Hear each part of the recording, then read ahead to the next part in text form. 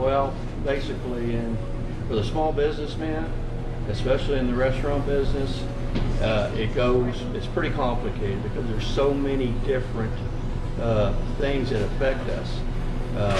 First thing that comes to mind is probably the thing that irritates me the most. We get big corporations with big trucks dropping off our deliveries 4 times a week. When gas gets to a certain price, we look at our invoice, we go to sign it, and at the very bottom it says gas surcharge. So these big corporations are passing their increase in gas usage and prices along to the small businessman. A lot of people don't realize that.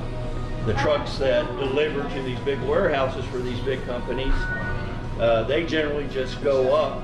Last year they went up 6% across the board in every food product we use at our restaurant. And in the restaurant business, I can't just go and increase my prices on my menu every time gas goes up, and it wouldn't be practical.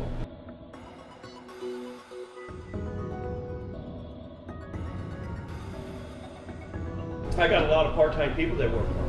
A lot of people that younger people that are getting out of high school or just got out of high school. They work part-time for us. For an example, 11 to 2 shift is 3 hours of work that they come in and do for us. For them to drive, especially if they live a little bit further out than some of our other employees, when a price for a gallon of gas gets to a certain point, it's pretty obvious that it's hardly worth for them to come in and use a gallon of gas, work 3 hours, and then use a gallon of gas to get home. They just sit there and say, hey, you know, might as well not work. Well, that hurts them, and that hurts us. How does it hurt us? Very simple. We have to hire someone else.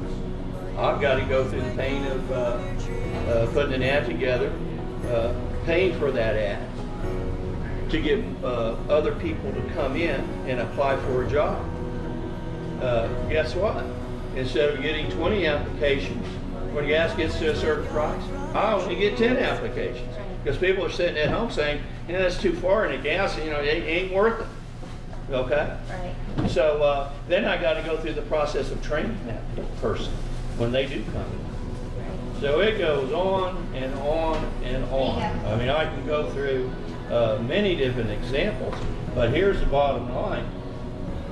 When gas, and I've looked at it, did all the figuring, and when gas gets to, God forbid that it does, but when it gets to $5 a gallon, it's pretty much going to put me out of business.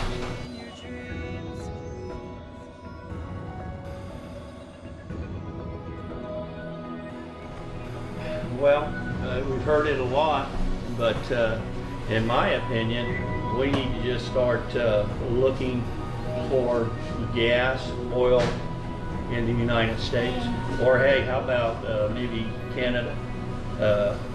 You know, I'm not quite understanding why we don't.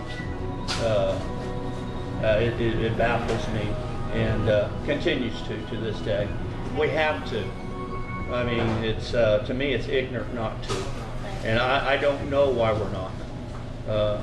I have a feeling who's behind it, and sometimes we're going to be in trouble when we're sitting there and the skies are all blue and the trees are all green, but we're all sitting outside because we don't have jobs, we don't have gas to go anywhere else, and we hardly have food to eat. Right. But I guess we'll have the blue skies to look at.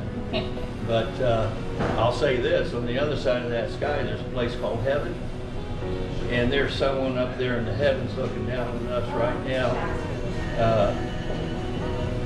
very unhappy. This is my granddaughter, and I want you to tell them that you want the gas prices to go down.